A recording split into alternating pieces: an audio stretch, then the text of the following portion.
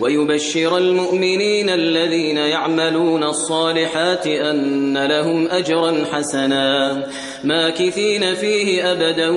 وينذر الذين قالوا اتخذ الله ولدا ما لهم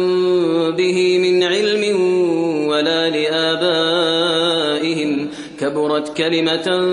تخرج من أفواههم إن يقولون إلا كذبا فلعلك باخع نفسك على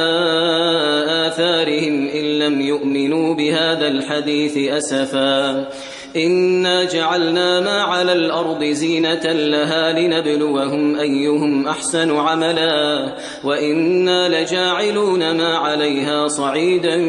جرزا أم حسبت أن أصحاب الكهف والرقيم كانوا من آياتنا عجبا